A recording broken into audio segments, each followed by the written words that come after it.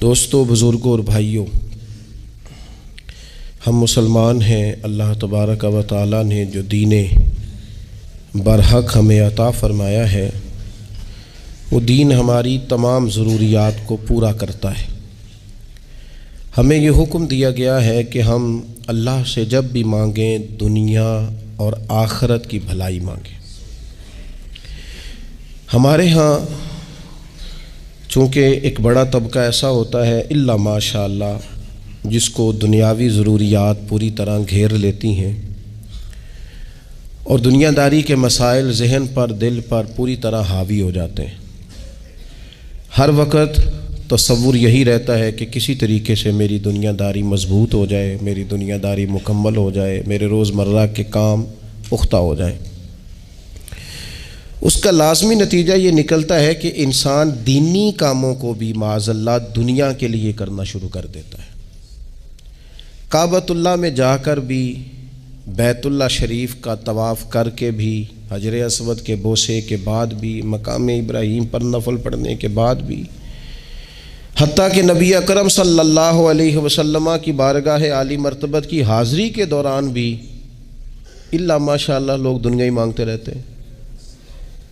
میرا فلانا کام ہو جائے، میرے بچوں کے معاملات سنور جائیں، فلاں کا مستقبل بہتر ہو جائے۔ دنیا کی خیر اللہ سے مانگنا برا نہیں، لیکن صرف دنیا ہی مانگنا اور اپنی آخرت کو فراموش کر دینا۔ اللہ فرماتے ہیں وَالْآخِرَةُ خَيْرٌ وَأَبْقَىٰ، آخرت تمہارے لیے بہتر بھی ہے اور ہمیشہ باقی رہنے والی بھی ہے۔ قرآن مجید نے سورہ بقرہ کے اندر قریش مکہ کی اس عادت کا ذکر کیا ہے۔ فرمایا جب وہ حج کرتے تو ان کا طریقہ یہ تھا کہ وَمِنَ النَّاسِ مَن يَقُولُ رَبَّنَا آتِنَا فِي الدُّنْيَا، ان میں سے کچھ لوگ یہ کہا کرتے تھے کہ یا اللہ ہمیں دنیا عطا کر دے، ہمیں دنیا دے دے۔ رب فرماتا ہے وَمَا لَهُ فِي الْآخِرَةِ مِنْ خَلَاقٍ، ان لوگوں کا آخرت میں کوئی حصہ نہیں۔ مانگی بھی ہے تو صرف دنیا، حج کر کے بھی دنیا، اللہ کے گھر جا کے بھی دنیا، شیخ کا بیعت ہو کے بھی دنیا، دینی محفل سے مراد بھی یہ، دینی اجتماعات کر کے بھی، دینی مدارس قائم کر کے بھی، خانقاہ کا، مسجد کا ماحول بنا کے بھی، اس سے بھی مطالبہ فقط دنیا کا۔ ان کفار کی اس عادت کو ذکر کر کے ہمیں سمجھایا گیا کہ جو فقط دنیا مانگتا ہے اس کا آخرت میں کوئی حصہ، اور فرمایا کچھ لوگ ایسے ہیں وَمِنْهُمْ مَنْ يَقُولُ رَبَّنَا آتِنَا فِي الدُّنْيَا حَسَنَةً، اچھا انہوں نے دنیا بھی مانگی تو صرف دنیا مانگی، حسنہ نہیں مانگی۔ اور یہاں فرمایا کچھ لوگ ایسے ہیں جو رب سے کہتے ہیں یا اللہ ہمیں دنیا میں بھی بھلائی عطا فرما، دنیا بھی دے تو حسنہ دینا، وہ دنیا دینا جو ہمارے دین کو تقویت دے، وہ دنیا دینا جو ہمارے اعمال حسنہ کو مضبوط کرے، دینی معاملات کو تقویت دے، دنیا بھی وہی عطا فرما۔ اور ساتھ کہتے ہیں وَفِي الْآخِرَةِ حَسَنَةً، یا اللہ ہمیں آخرت میں بھی بھلائی ہی عطا فرما، وَقِنَا عَذَابَ النَّارِ، اور ہمیں دوزخ کے عذاب سے بچا، اولئک لہم نصیب مما کسبوا، فرمایا ایسوں کو ان کی کمائی ہی ملے گی، جو انہوں نے کیا ہے وہ خوش نصیبی انہیں ضرور میسر آئے گی، چونکہ دنیا بھی مانگ رہے ہیں، آخرت بھی مانگ رہے ہیں۔ ہمیشہ کوئی بھی کام کریں کسی قسم کا بھی، اس میں یہ دیکھیں کہ کیا اس میں میرے لیے کوئی ذخیرہ آخرت بنے گا، کیا یہ کام میری قبر میں، حشر میں، قیامت میں میرے لیے کوئی فائدہ مند ہوگا۔ میں بڑے درد سے عرض کرتا ہوں بعض لوگ دینی کام کرتے ہیں اور ان سے جب سوالات کیے جاتے ہیں تو وہ بعض اوقات تکلیف دہ معاملہ ہو جاتا ہے کہ اس دینی کام کے پیچھے بھی وہ والا خلوص نہیں جو ایک مسلمان کا رب اور رسول کے ساتھ ہونا چاہیے، اس دینی کام کے پیچھے بھی کچھ دنیاوی مقاصد موجود ہیں۔ تو اگر بڑی پگڑی اور بڑے جبے کے پیچھے بھی ایک دنیا دار چھپا ہوا ہو، لوگوں کو تو دھوکہ دیا جا سکتا ہے، رب اور رسول کو تو نہیں نہ دیا جا سکتا۔ وہاں تو دلوں کا خلوص ہی پہنچتا ہے، وہاں تو نیتوں کا حسن ہی پہنچتا ہے۔ تو اللہ تبارک و تعالیٰ سے جب بھی سوال کیا جائے دنیا اور آخرت کی بہتری کا سوال کیا جائے۔ ایک لفظ ہے حدیث پاک میں جس کو عافیت کہتے ہیں، ترمذی شریف میں حضرت سیدنا عباس بن عبد المطلب رضی اللہ تعالیٰ عنہ، آپ کی روایت موجود ہے، فرماتے ہیں میں نبی پاک صلی اللہ تعالیٰ علیہ وسلم کی خدمت عالی مرتبت میں حاضر ہوا تو میں نے عرض کی یا رسول اللہ صلی اللہ تعالیٰ علیہ وسلم، مجھے ایسی چیز بتائیں جو میں اپنے رب سے مانگوں۔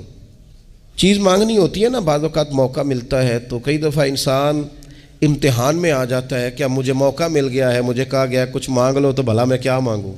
حضرت عباس بن عبد المطلب رضی اللہ تعالیٰ عنہ نبی پاک علیہ السلام کے پیارے چچا جان ہیں، عرض گزار ہیں یا رسول اللہ صلی اللہ علیہ وسلم، مجھے بتائیے میں اپنے رب سے مانگوں تو کیا مانگوں؟ تو حضور نے فرمایا رب سے عافیت مانگو۔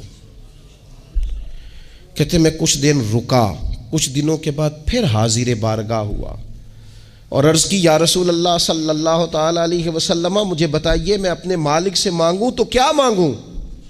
تو حضور نے پھر فرمایا اللہ سے مانگنا تو عافیت مانگنا۔ بزرگ فرماتے ہیں یہ عافیت کیا ہے؟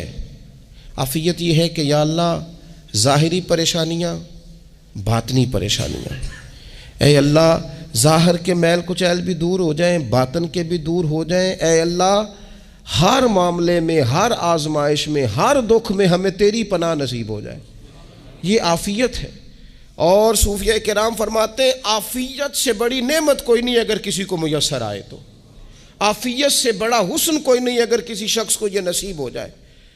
اور ایک اللہ والے نے تو ایک اور بڑا خوبصورت ترجمہ یہاں کیا ہے، وہ کہتے ہیں عافیت کا مطلب ہے دل کا قرار، عافیت کا مطلب ہے باطن کا سکون، عافیت کا مطلب ہے انسان کے مزاج کا حوصلہ، ٹھنڈک، بردباری۔ جس بندے کو عافیت نصیب ہو جاتی ہے گویا اللہ اسے سکون کی دولت عطا فرما دیتا ہے، تھوڑے پیسوں میں بھی سکون، بغیر شہرت کے بھی سکون، کوئی بات مان لے تب بھی سکون، کوئی دھتکار دے پھر بھی سکون، لوگوں کی گڈ بک میں ہو پھر بھی سکون، اور اگر لوگ سارے مخالفت میں آ جائیں تو چونکہ اللہ نے عافیت دی ہے پھر بھی سکون۔ اللہ تعالیٰ نے ان لوگوں کو قرار کی دولت، اللہ سے عافیت مانگی جائے، اس میں دنیا کی بھی بھلائی شامل ہے، آخرت کی بھی بھلائی شامل۔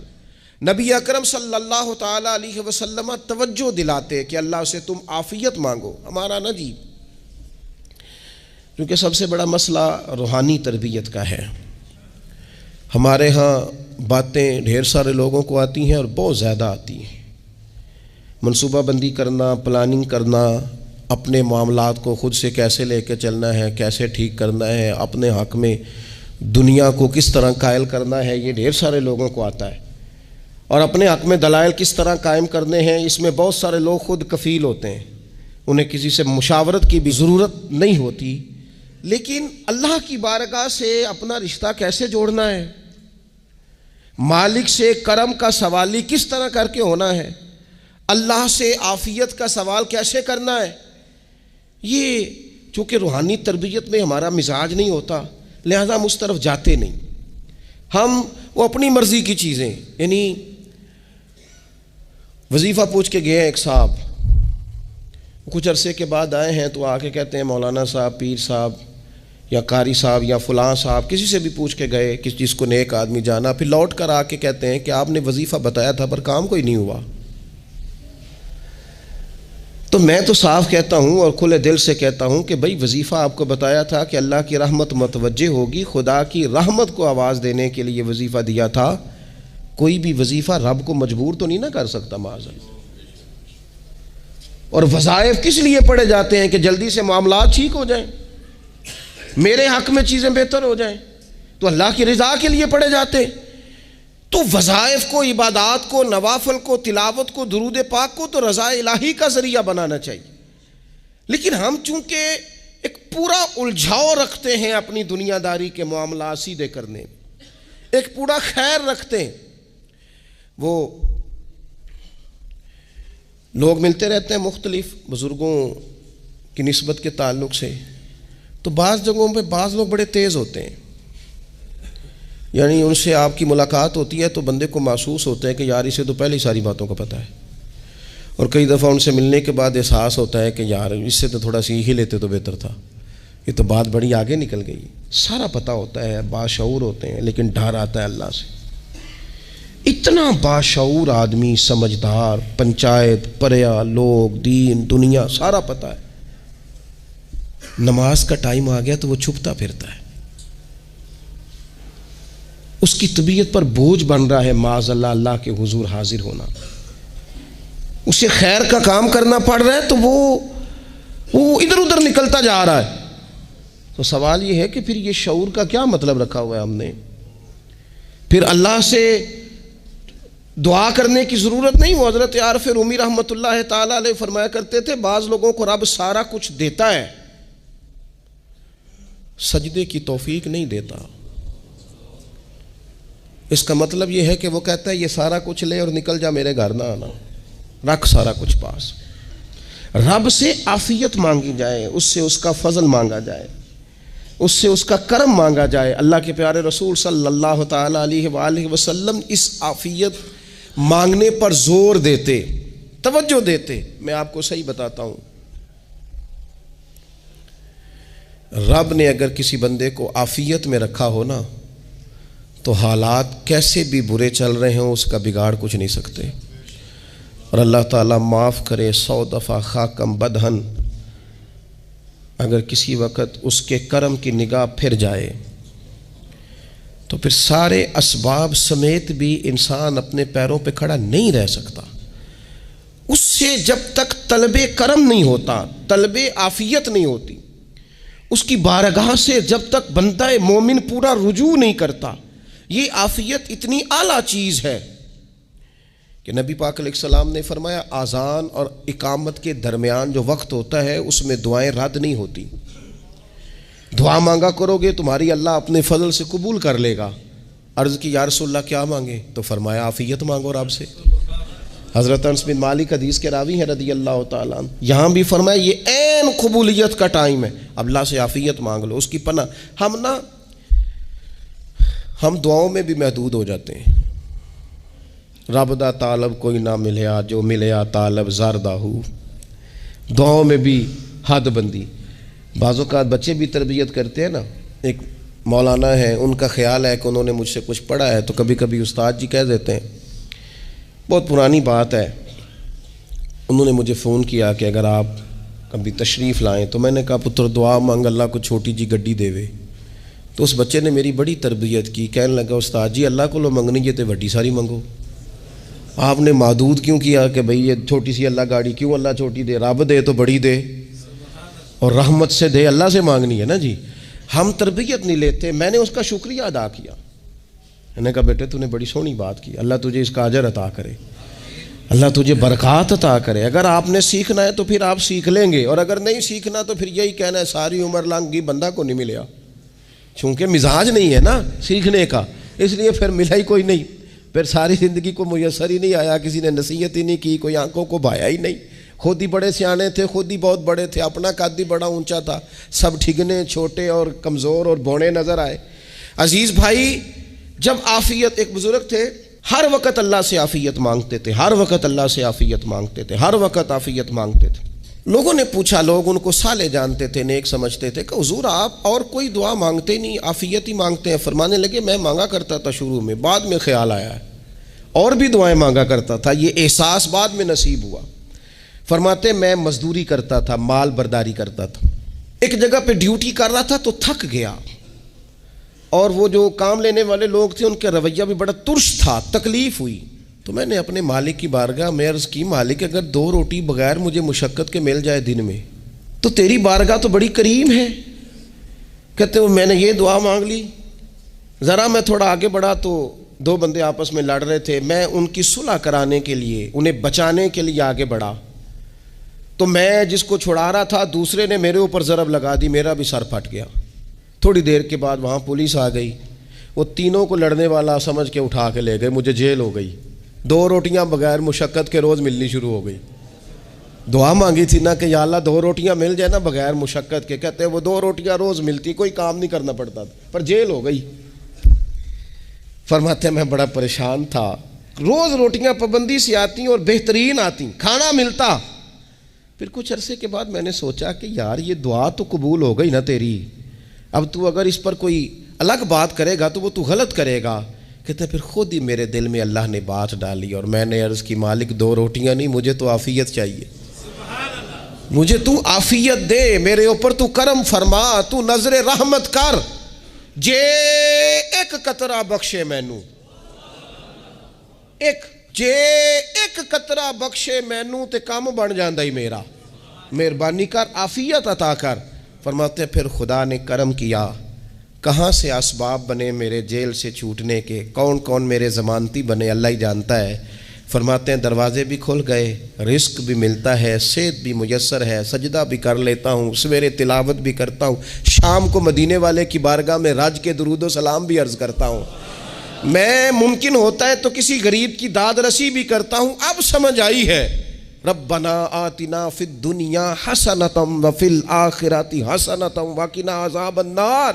اب سمجھ آئی ہے رب سے جب بھی مانگنا ہے عافیت ہی مانگنی ہے، اس سے کرم مانگنا۔ ہم نے محدود دعائیں رکھی ہوئی ہیں، محدود، وہ جی فلانا کام میرا ہو جائے تو بھئی وہ ایک ہو گیا، اس کے بعد پھر نئی ٹینشن بن جائے گی، نہیں میں جی بچوں کی شادی کر لوں جی پھر میں فارغ ہوں۔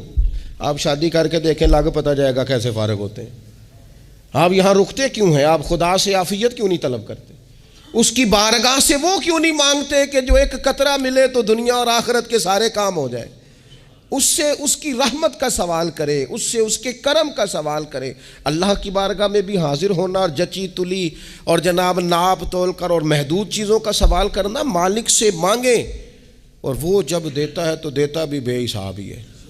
وہ جب عطا کرتا ہے تو کرم کے دروازے کھول کے عطا کرتا ہے، ورنہ تو ایک الجھن سے انسان نکلتا ہے دوسری میں الجھ جاتا ہے، ایک گتھی کو سلجھاتا ہے۔ پھر اقبال رو پڑے تھے، کہنے لگے میں عقل کی گتھیاں سلجھا چکا ہوں، یا رب مجھے صاحب جنوں کر دے۔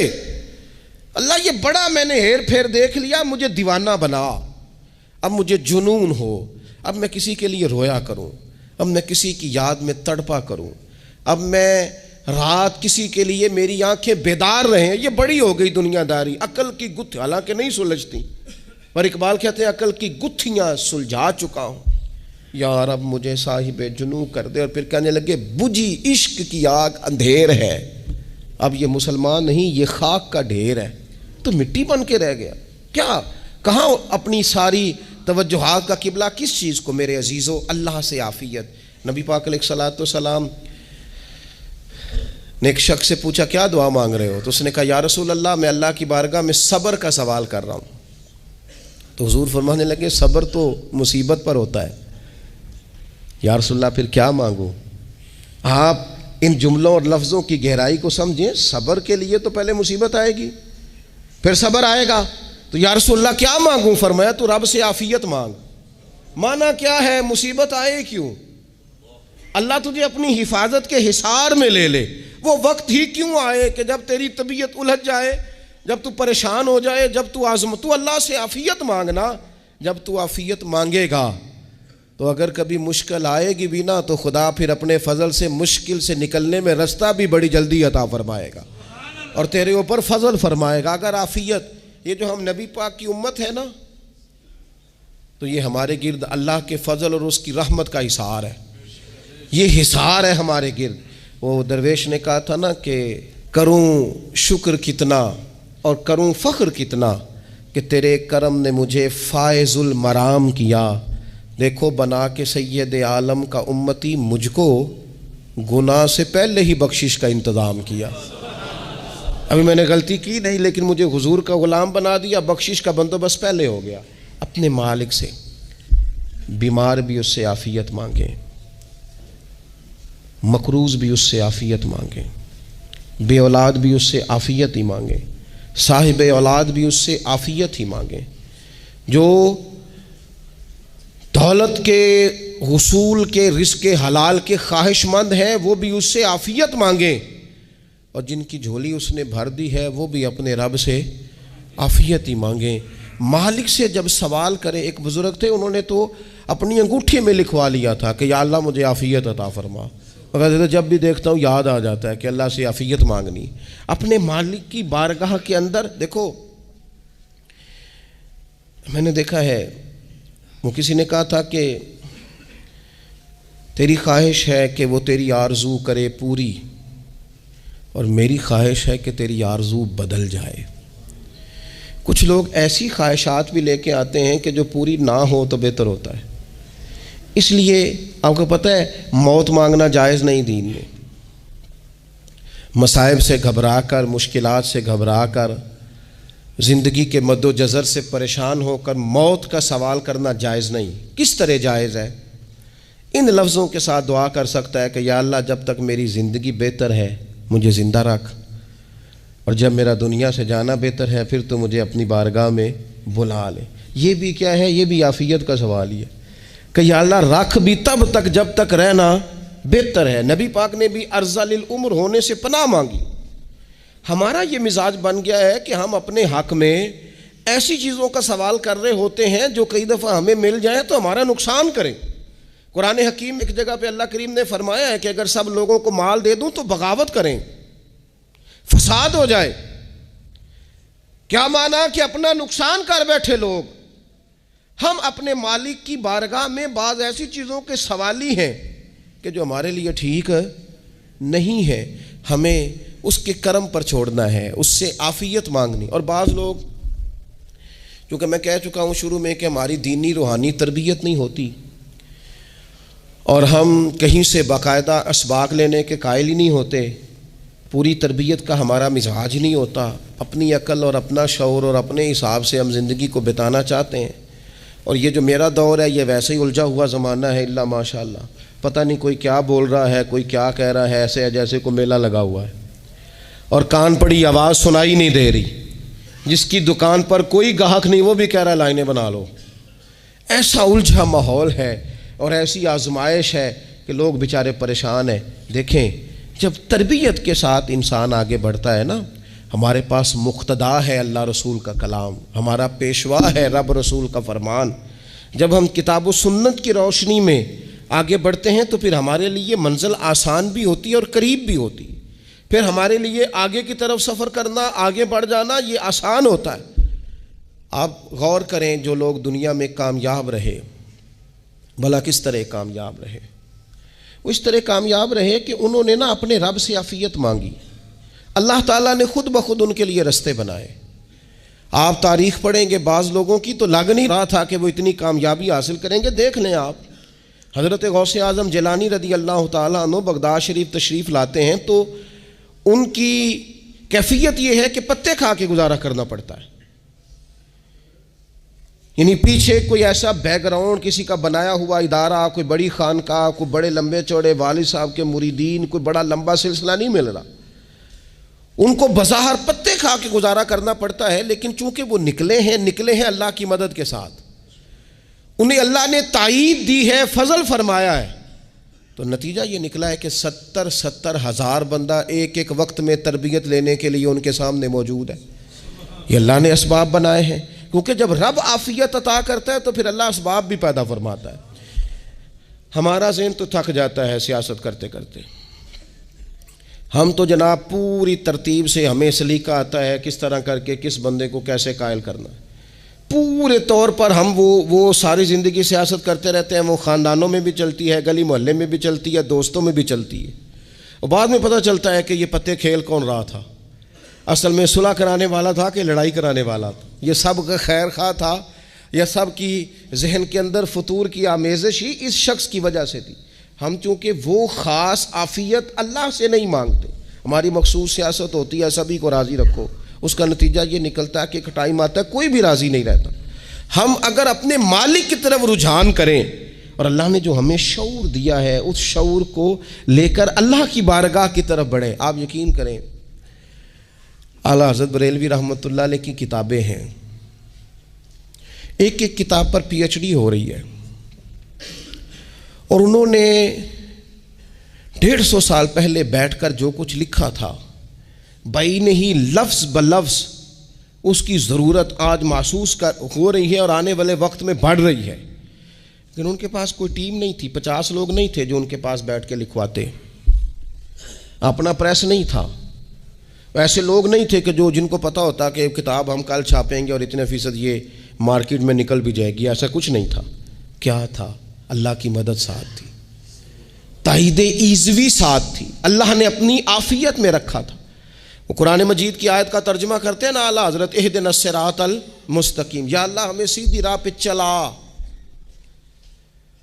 بہت سارے مفسرین نے کہا اے اللہ ہمیں سیدھا راستہ دکھا، فرماتے ہیں اے اللہ ہمیں سیدھی راہ پر چلا۔ تو کسی نے کہا حضور یہ چلا اور دکھا میں کیا فرق ہے؟ فرمانے لگے دکھانے کا مطلب یہ ہوتا ہے کہ کسی نے پوچھا میں نے گجرانوالہ جانا ہے، تو دکھانا یہ ہے کہ اسے کہا یہاں سے باہر نکلو، روڈ پہ چڑھ جاؤ، سیدھے جاؤ گے، ایک پول آئے گا اسے کراس کرنا، نیچے اترنا، وہاں سے شہر شروع ہو جائے گا۔ پھر اس نے اگر کوئی اندرونی جگہ شہر کی پوچھ لی تو اس کو کہا کہ رائٹ ہو جانا، پھر لیفٹ ہو جانا، پھر آگے کسی سے مزید۔ یہ ہے راستہ دکھانا، اور ایک ہے چلانا۔ اس نے کہا میں نے گجرانوالہ جانا ہے، تو اس نے کہا ساتھ بیٹھنا میری گاڑی پہ، جہاں تو نے جانا ہے میں چھوڑ کے آتا ہوں۔ یہ راستے پہ چلانا ہے، یہ مقام تفکر ہے، آپ اس پر غور فرمائیں گے۔ کہتے ہیں یا اللہ تو ہمیں راستہ دکھائے گا، اور دکھاتا ہے، لیکن چاروں جانب شیطان بھی تو بیٹھا ہے نا، فتنے بھی تو ہے نا، تو اگر تیری رحمت ساتھ ساتھ رہے، مانا کہ محبت کے سفر میں ہر گام پہ 100 مشکل ہے، لیکن یہ سفر آسان بھی ہے اگر ساتھ تمہارا ہو جائے۔ اگر تو ساتھ چلے تو پھر یہ سفر مشکل ہے۔